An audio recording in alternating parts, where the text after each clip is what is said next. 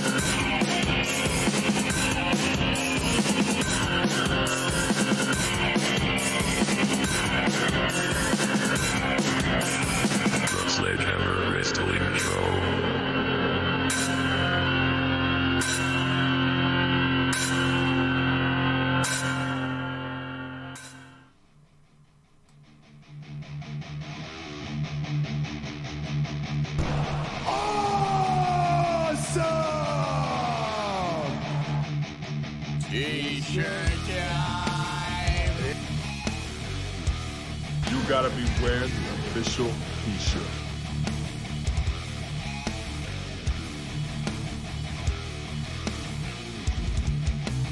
T-shirt time.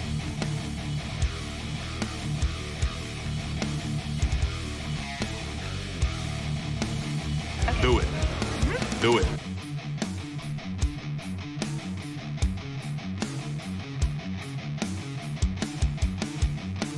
T-shirt time.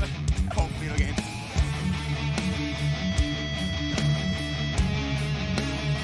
Buy that shirt!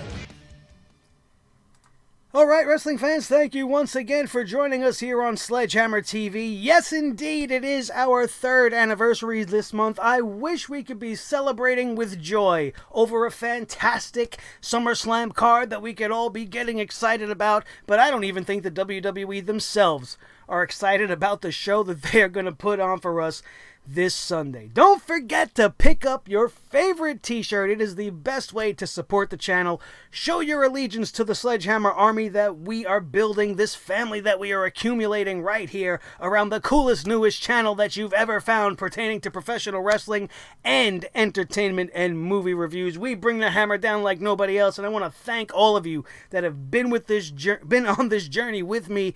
1,800 plus as we are vastly approaching that 2,000 subscriber mark. If you want to help us reach that mark before SummerSlam, please, if you enjoyed today's show, smash down on that subscribe button. Make sure you hit the like button. Everything that you guys do to interact with this show helps to support this show and get us out there, and you could do your job as a member of this family to do just that, and we welcome all of you new eyes to the show. And if it's your first time around here, what we do is we tell you guys everything wrong with the shows that any professional wrestling or Hollywood movie studio wants to throw at you. Tonight we are talking about SmackDown Live. And it's a very special time of the year because it's summer.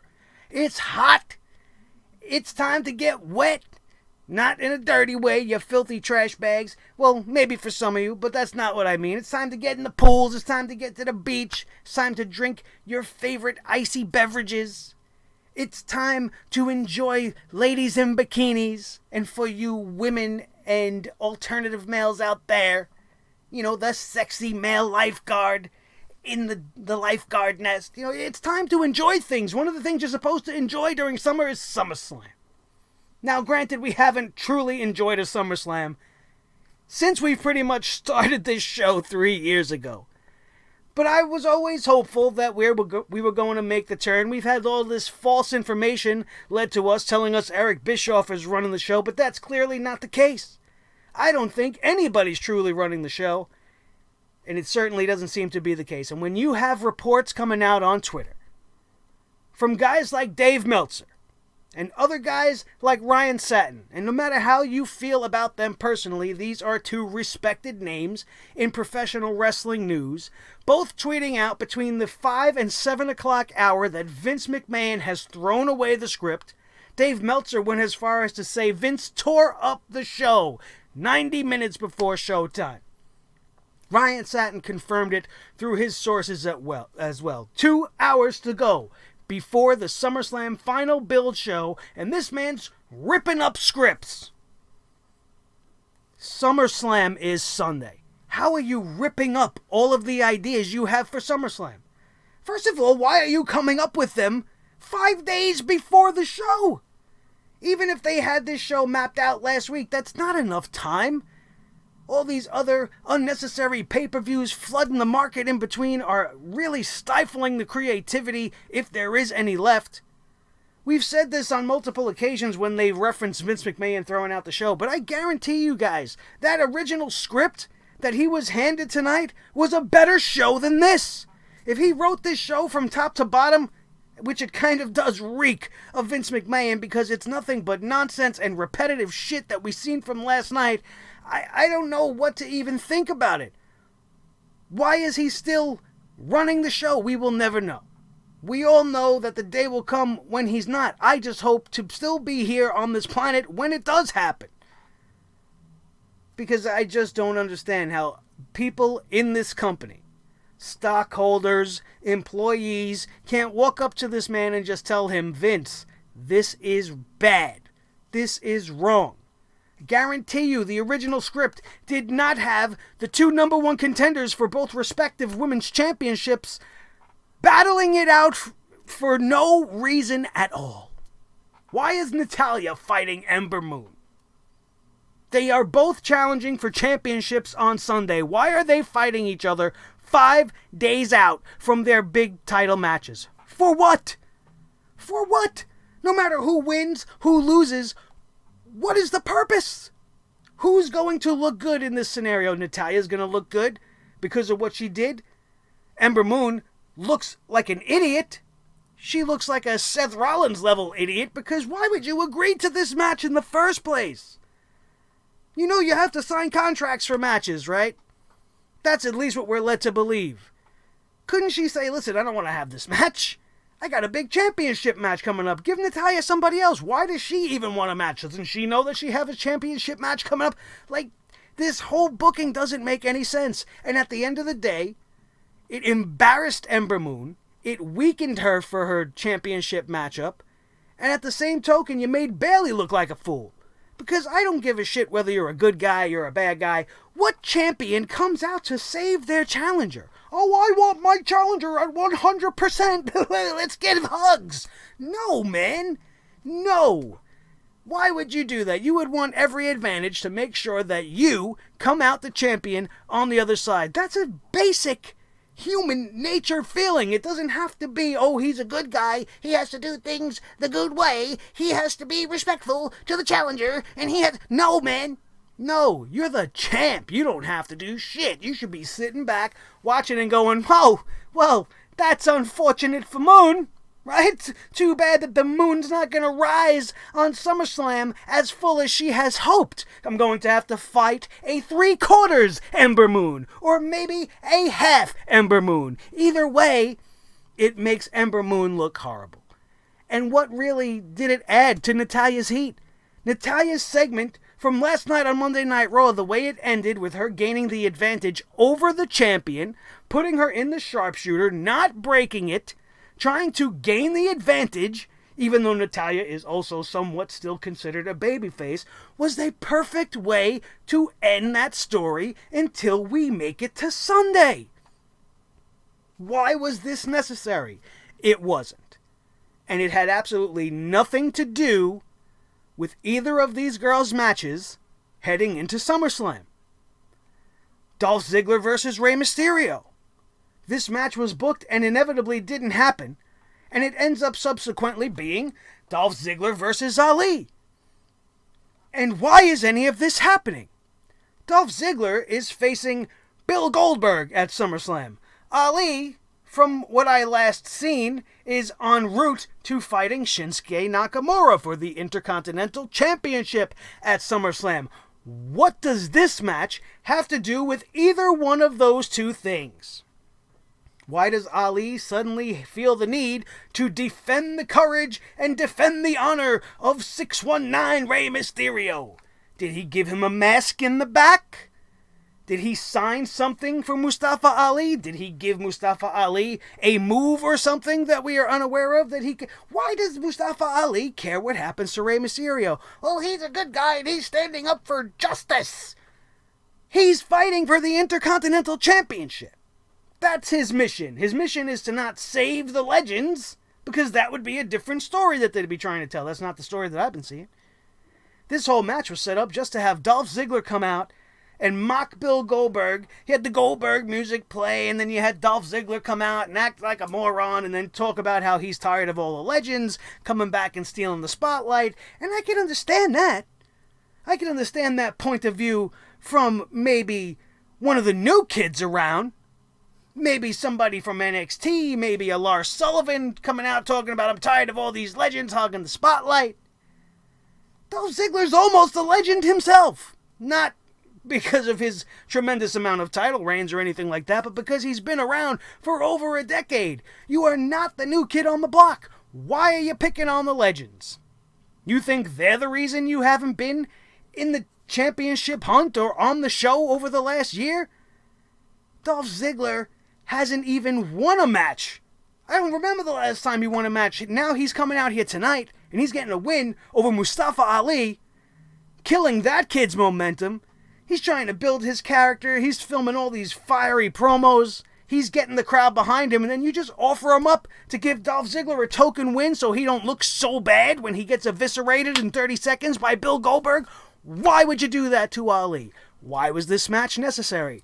This reeks of last minute, we're just going to throw some shit together, because it really doesn't make any sense. This possibly could have made sense, the whole entire segment, from the Rey Mysterio angle right down to Ali stepping up and trying to do something with himself, would have made sense if WWE had this segment 2, maybe 3 weeks ago when they started the build to SummerSlam.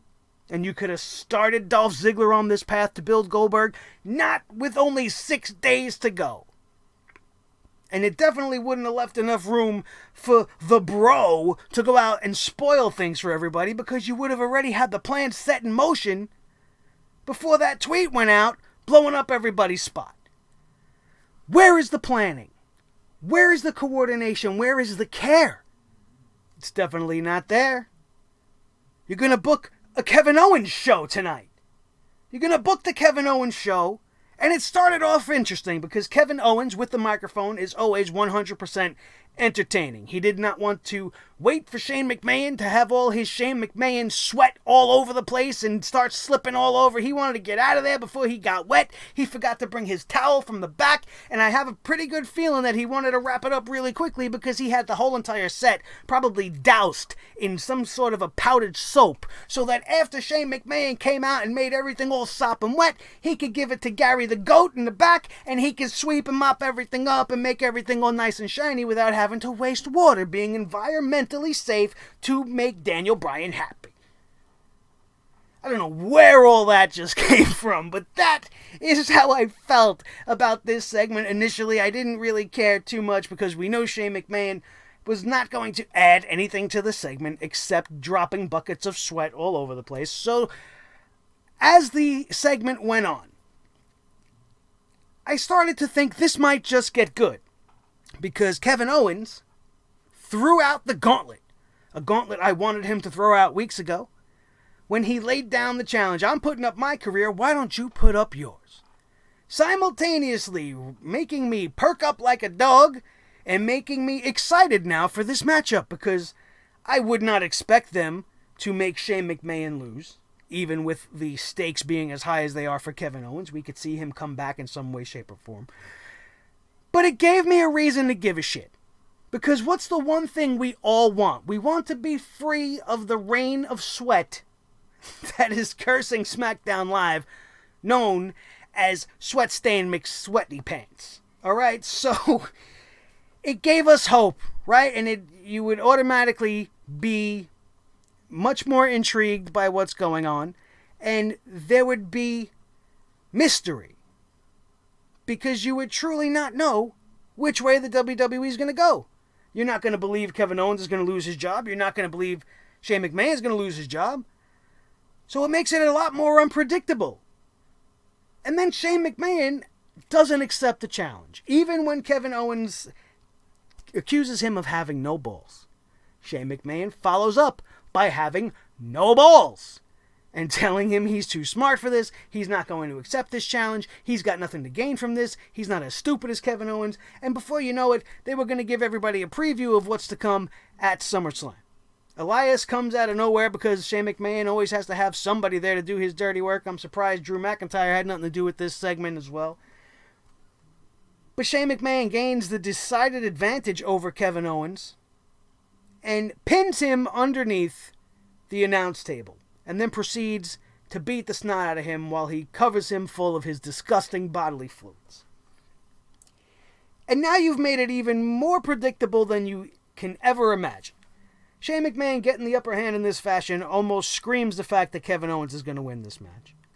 It doesn't matter that Shane McMahon threatened to get himself counted out or threatened to have this match end in disqualification. He outlined all the different ways Kevin Owens is going to be gone. And all of that took way too much time. They could have definitely wrapped it up a lot more neater by having Shane McMahon say a lot less. Because at the end of the day, if he wasn't going to accept the challenge, then there was no reason for this whole segment to happen other than to give Shane the advantage. So that's where we ended off with this whole thing. Shane McMahon has the upper hand. And do you care? Because now I don't care. You wanted to put Shane's career on the line? I would have cared. Now, I have literally no reason to give a shit about this match either. So even when they tried to do something pertaining to SummerSlam, they failed miserably. Just like they failed miserably with Charlotte Flair and Trish Stratus. That's what opened the show tonight, but this whole segment is what should have happened last night on Raw. We shouldn't have had that ridiculous, unnecessarily booked tag team nonsense that led to Becky Lynch and Charlotte Flair being a tag team. If you want to hear more on that, you can check out the Raw review that's up live on the channel right now. We won't divulge too much into that. We're going to focus on tonight and how just completely forced it was. I don't know who talks like this. What kind of people talk like this? This is your worst nightmare, Trish. Talk about scripted lines. There was nothing natural about the delivery of Charlotte Flair. There was nothing natural at all about the two broads that were in the ring right now. There was so much plastic there, I feel like Daniel Bryan was going to come out, put them both in a bag, and bring them for recycling. Trish Stratus can't not smile. Her face is permanently jokerized. I don't know if it's the cheeks she had put in, or if there's really just way too much Botox going on. She's probably so self-conscious about whatever wrinkles that she had, which probably would have made her look much more sexy, because she would actually look like an older and a mature Trish Stratus. And there's nothing wrong with a little bit of wrinkles and showing the rings around your skin. Who cares, man? Beauty is what you were. Now, I don't know what you want to call that. Trish's doppelganger struggled today with her lines. Much more forced stuff. They had her say something. I'm going to quote Harley Race since he's in the news right now. Why would Trish Stratus quote Harley Race? Really? How many times have we seen Trish Stratus and Harley Race have a conversation? I'm sure they have. I'm just saying.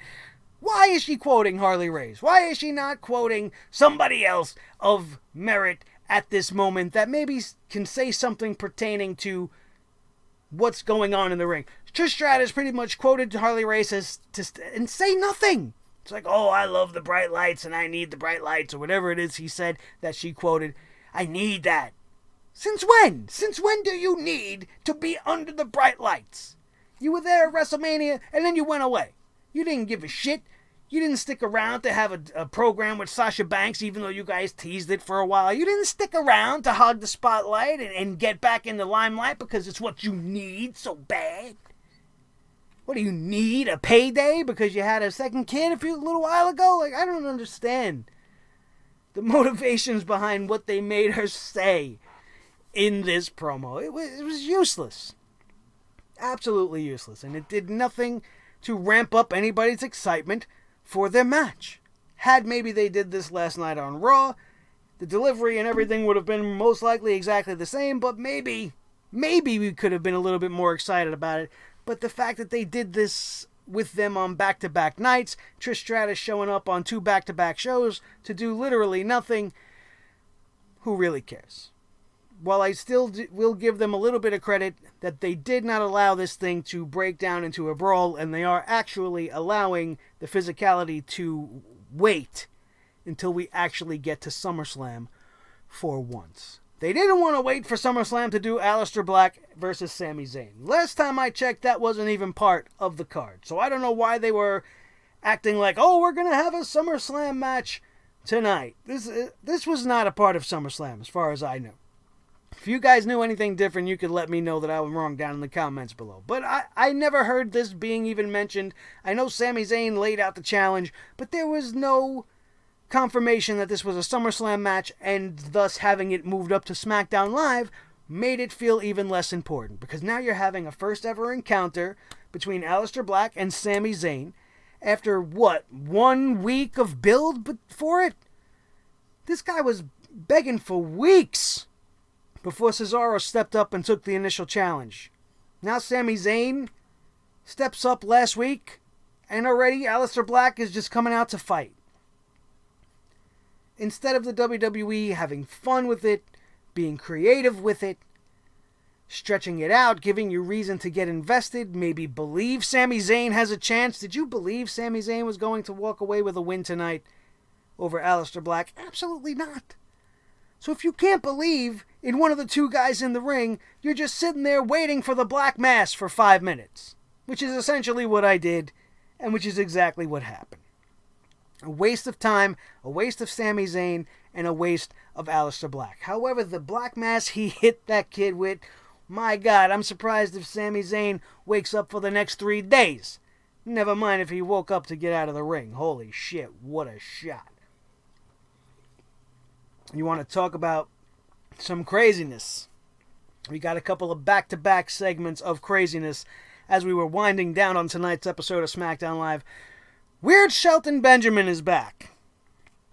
I don't know why, but he's back. And he's standing there in his extreme close-up, and somebody asked him off camera if he sees himself challenging for the, hey, look at me, I'm a clown, avocado-colored, 24/7 gold-plated championship belt. And I don't know why we even had to reference him. We made it this far into SmackDown Live without seeing or hearing about the ridiculous 24/7 nonsense, with the exception of the replay from last night. And now we have to have Shelton Benjamin come out, have this question be asked to him, say, well, and then walk away. Shelton Benjamin is continuing to be booked in this weird, mysterious fashion, and should I use better judgment and wait to see where they go with it, because I certainly didn't do that with the Firefly Fun House. On the debut of the Firefly Fun House, I shit all over it. I was really pissed off and I was mad about it. I was confused about it, as were many of you guys, if I remember correctly. And to see how much I love it now, and to see how it has become the best thing on the entire show, bar none, is a testament to how good it actually is, and to Bray Wyatt, and how fantastic he was in this rendition and episode of the Firefly Funhouse. I can't tell you how much I enjoy all of this stuff. The one thing I don't enjoy about it is the fact that Bray Wyatt has had little to nothing to do with Finn Balor since that initial attack, which started off this whole entire match. So while Bray Wyatt's promo tonight in the Firefly Funhouse was directed at Finn Balor towards their match at SummerSlam, how much does he really give a shit about it? Because he's out there attacking legends week after week. We haven't seen hide nor hair of Finn Balor. He's not Finn freezing anywhere, as far as I know, except on social media. He hasn't shown up on the show in weeks. Is he afraid of Bray Wyatt? We wouldn't know. We're not seeing a promo package. We're not seeing anything else about it. We're just seeing Bray Wyatt. And now he's finally talking again about Finn Balor, and it's all going to come to a head at SummerSlam. Although this segment, again, just off of the power of being able to see The Fiend in action for the first time in a WWE ring without being a sneak attack bastard, it's got you intrigued. So this was the best moment of the night. Wyatt promised. I was going to Way Wyatt. What am I turning into fucking Porky Pig over here? Way Wyatt. Sorry. Bray Wyatt promised that The Fiend is coming for Finn Balor. He then turned into The Fiend, asked everybody to let him in, and I told you guys weeks ago I've let this guy in, and he's going to take over my whole entire show one day, and I'll be absolutely fine with that. Then we had another weird segment. Oh, before we go a little bit further, since we're talking weird segments, I glossed over this because I think I'm trying to black it out, but Aleister Black, I'm sorry to go backwards on you, but he started this matchup by answering Sami Zayn laying down, covered in smoke, and he's talking while he's taking a nap on his little board there. He's not in a coffin or anything. He's on his little rising board. So he's laying there this whole time while Sami Zayn's in the ring talking shit about him, just waiting for the opportune time to rise up and Lestat himself off of the stage, and fucking weird. Absolutely crazy.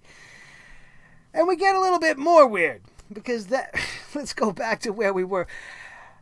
Elias is in the back, and he bumps into some kid, and I'm sitting there, and I'm looking at him, and I'm like, who the fuck is this guy?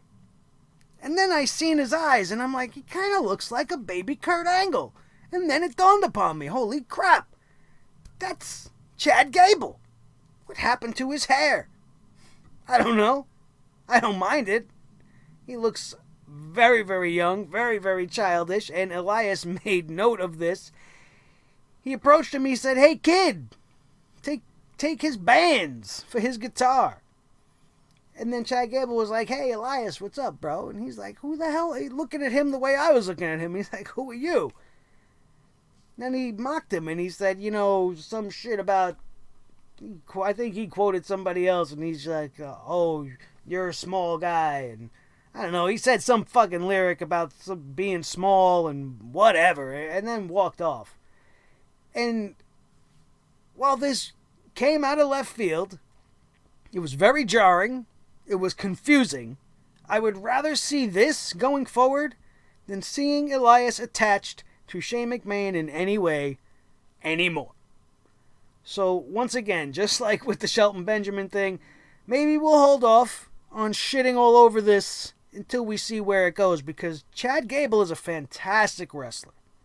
I don't know what this new gimmick is. I don't know what it's going to look like. I don't know what his music's going to be. I don't know if I'm going to be into it. But I do know that I'm into him when he's wrestling in the ring. And that's the kind of opponent Elias might actually need right now. To be able to showcase his in-ring ability with somebody that actually knows how to fucking go. And he's not going to be in there with a Braun Strowman throwing him around and a Shane McMahon who can't wrestle for shit. So we'll have to wait and see how this all develops. It was very awkward and it was off-putting, but sometimes that's good. Because the show was so bad up until that point that coming after the Firefly Fun House, this was like, oh, this could be interesting. But I don't have any faith in them, just like I know you guys don't at all. They're not going to make anything worth watching. What was worth watching, however, was the promo that they put up for the WWE Championship matchup. One of the handful, if best, maybe three. One of the three matches I'm really looking forward to seeing this Sunday. Randy Orton versus Kofi Kingston, setting up to be a barn burner of a matchup. These are two of the most talented wrestlers on the entire roster. Kofi Kingston gets a lot of shit. He doesn't get a lot of respect, and I feel like these promo packages should start bringing some of that respect out there, showing you what this guy is really capable of. The two of these men have a long-standing history, and it's about to come to a head at SummerSlam. And this promo package really captured that, and it really got you excited. And if you weren't excited at the end of that promo, then you don't have a pulse, because that was exciting stuff. And that's going to be a good match, and I'm looking forward to it. So a rare, uplifting moment on SmackDown Live tonight, but it came courtesy of the promo package team, which more often than not is the case, because they could take lemons and turn it into lemonade. Because a lot of times everything we see on Monday Night Raw is complete dog shit. But then they take that dog shit and they mold it into something cool with some music behind it. And you're like, well, I don't remember it being that cool. but we lived it. So we know it wasn't. And we don't get fooled. We ended tonight's show with The New Day facing off against Daniel Bryan and Recyclable Rowan. I don't understand why this match was booked as well. The New Day, 24 hours ago, was being beaten by the Club on Monday Night Raw, and now they're having an impromptu match, not for the championships as far as I heard, but for no reason. Daniel Bryan has been teasing the fact that he's got some earth-shattering announcement he wants to make to all of us, but he has not said a goddamn word. And then when this is all said and done, Eric Rowan gets their team disqualified, giving the victory to the New Day, only for Daniel Bryan and Eric Rowan to beat the snot out of the New Day following the match, to have Roman Reigns show up. Earlier in the day, or in the evening rather, he sat down with Charlie Caruso and was very despondent about the goings-on of the last 7 or 8 days, however long it's been since Roman Reigns has been being attacked. And I'm sitting there thinking to myself, this guy beat leukemia. And he's sitting here acting like all this shit is worse than that. He was more positive and more uplifting and more like, yeah, I'm not going to worry about nothing. I'm not going to let this stop me. I'm going to come and rise above this and I'm going to kick leukemia's ass. But now he's sitting there all, I'm scared for my family. I'm scared for my life. I'm scared for this and that. You just beat the biggest villain in the world. You should be confident. You should be like, yeah, you know, it's freaky, but I'm the big dog. And I'm going to bite this motherfucker on his neck when I find him. And I will find him before the end of the night. That would have been a better way to go about it. Not having him sitting there trying to gain sympathy and talk to us about how traumatic it's been for him. And he got to look over his shoulder and this and that. Pass. Hard pass on all that. Grow some fucking balls. Seth Rollins lost his balls. Roman Reigns is sitting there. He's got no balls. Samoa Joe lost his balls. Where's everybody's balls at? Holy shit. I don't know where that came from either. I'm on fire tonight and I have no idea why. This show does not deserve this much awesomeness from me, but I do have to do my best to keep it entertaining for you guys. The Roman Reigns scenario took a hard left turn tonight. It has been reported all over social media. Somebody on Reddit and a couple of people on Twitter that I have seen personally spotted Eric Rowan's visage in the chaos of the forklift incident from last Tuesday. It was now brought to everybody's attention tonight. It was made light of by Buddy Murphy. Roman Reigns walks into the locker room, tells everybody to get out. Everybody out! Everybody out except you, Buddy. Except you, Buddy. And I'm sitting there thinking, why is everybody leaving? They certainly have the numbers. And I would tell him, man, get your ass out of here. You don't come in here telling me what to do. Who the hell do you think you are? You need to fucking talk to somebody. Go have a fucking minute outside the door. This is the men's locker room. It doesn't say Roman's house. This ain't the big dog's fucking dog house. It's the men's locker room. You want fucking privacy, go get it somewhere else. But that's just me. Anyway, he accosts Buddy Murphy. He accused him of being the man behind the wheel of the forklift and the car that tried to take him out last night. Buddy Murphy's like, listen, bro, it wasn't me. I don't want no trouble with you. I'm going to back off. Don't you worry. But if it was me, I still wouldn't tell you it was me. Which makes Roman Reigns start to kick his ass all over the back. He keeps asking him who it was. Guy turns into bad cop Roman Reigns. He had good cop Roman Reigns at the beginning, and then he just flips the script into bad cop. And now we have Detective Reigns throwing Buddy Murphy all over the locker room in the back. Until Buddy Murphy tells him that it was Eric Rowan. Said he saw Rowan, it was Rowan. If this is indeed the path we are walking down, I'm really not that interested. There are at least 4 better ways the WWE could book this thing and could have actually made it fucking awesome. And I still just might do that video to prove that I could have done this better. I certainly am hoping. I am hoping that this Eric Rowan thing is just some bullshit. I'm hoping that he, much like Buddy Murphy, was just being seen in the wrong place at the wrong time. Just because he is being accused doesn't necessarily mean he was the culprit. Just because he was back there doesn't necessarily mean he was the culprit as well. But we are going to have to assume, based off of the looks on their faces when Roman Reigns was given this news and Daniel Bryan and Eric Rowan were still conveniently in the ring to be able to give the reaction shot that the WWE needed, we could assume that this is the route that they are going down. And for some reason, Daniel Bryan sent Eric Rowan on this mission to kill Roman Reigns. Unless it's Rowan doing it on his own.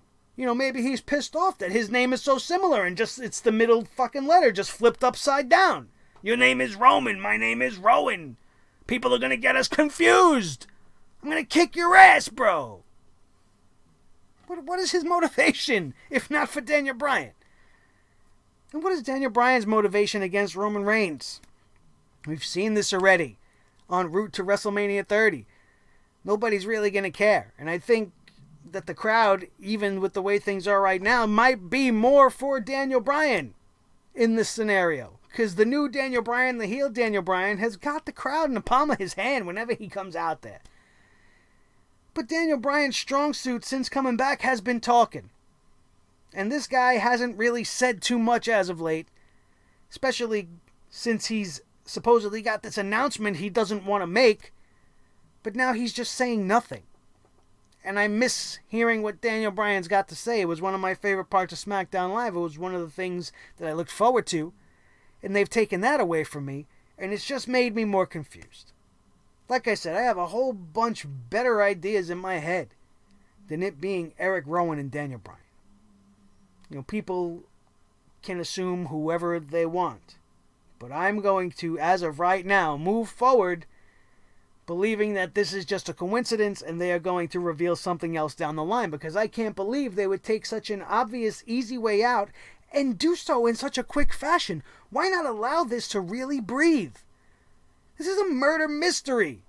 You got somebody in the back. You got an unknown assailant constantly being at the heels of Roman Reigns. Why wouldn't you want to continue that on as long as possible? Why? Because you got SummerSlam? What does that matter? We didn't end tonight knowing Roman Reigns' SummerSlam opponent. We didn't have a match made due to the circumstances that were made known to us tonight. So what is the point of it all? There is none. And the fact that they didn't even seize this opportunity. They had this ridiculous segment take place last Tuesday. And regardless of how bad it was and how ridiculously filmed it was and how it looked really stupid, it's got the attention of the wrestling world. It's what we're all talking about. It's what everybody's going to tune into tonight to talk about. And you blew it. You told everybody who it is. If this is really the end result, and it was Rowan at the behest of Daniel Bryan, what a lame and lazy-ass way to go about it. They could have had this string on for weeks. They could have started this now and led this all the way into the Survivor Series. And you know what? It would have gave us compelling television. It would have reminded us all of how we used to feel when wrestling was awesome. Because you know why wrestling was awesome? Because there were stories being told. Back in the day, Monday Night Raw was locked, for the most part, at least the week prior to the next show. So everything that was happening on tonight's Raw could happen, and then they would know that this is where they wanted to go, and if anything went awry, they could make whatever changes they needed before they got to next Monday. And on the circle went. Now, you got Vince McMahon, delusional, out of touch, and ripping up scripts for go-home shows 2 hours before airtime. And it definitely shows. Because much like tonight, we started much like last night. Last night we started with this question. Tonight we're going to end with this question. Raise your hand if you're excited for SummerSlam based off of the go-home shows we got over the last 2 nights. I didn't think you would. And I thank you for not. Because I know you didn't. Because you're a genius. You know how I know you're a genius? Because you're watching this channel. And you're a fan of this channel. And most likely, you're already subscribed. And if you're not, much like I asked you guys at the beginning, now would be the time to show me what you thought. If you enjoyed tonight's show, you want to help me get to 2,000 subscribers, all you got to do is hit that subscribe button right now and become one of the 1,800 plus that know when you want your wrestling and entertainment news bullshit free and full of lighthearted fun and jokes and just a whole overall good time while shitting on this show harder than Shane McMahon sweats on the ring. You found your new home for professional wrestling and entertainment news. I don't even know if that goes with how I led into it, but I threw myself off with the Shane McMahon shit fucking raining down comments. So we're going to end it up on that. Let's go to the commercial one last time and enjoy some t-shirt time.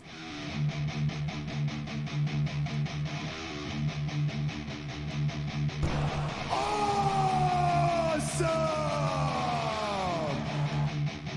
T-shirt time! You gotta be wearing the official t-shirt.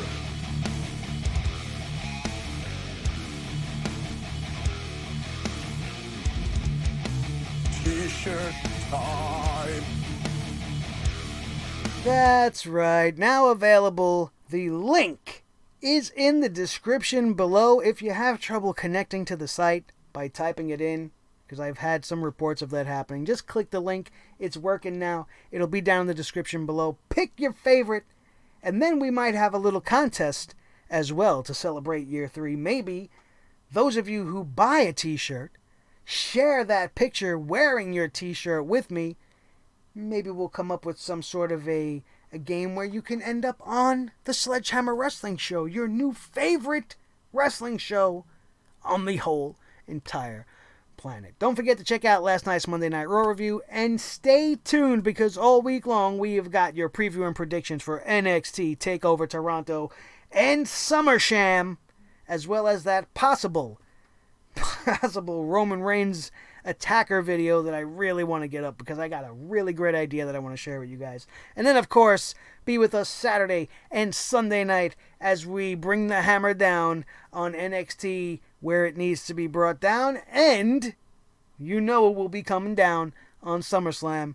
And it's one I'm sure you will not want to miss, as we are about to wrap up year number 3 as SummerSlam comes to an end. So pretty much comes year 3 here. And once again, thank you all for being here with me. It means the world to me that you guys are such a great fan base. You're always active in the comments. I love each and every one of you more than you'll ever know. And without you guys, I'm just a guy screaming into a silver microphone that doesn't talk back, which makes me crazy. So you might think I'm crazy, but at least you're here with me, so I'm not alone. And I want to thank you all so much for that. My name, ladies and gentlemen, In case you missed it, is Nick Nightmare. This is the team. Thor the Sledgehammer, the official Sledgehammer of the Sledgehammer Wrestling Show. His tag team partner, the World Heavyweight Champion of all the microphones in all the world, Mr. Blue. The Snowball, the most important member of the team, as always, is each and every one of you. That is going to do it, and we are out of here. And we will see you next time right here on your new favorite wrestling show,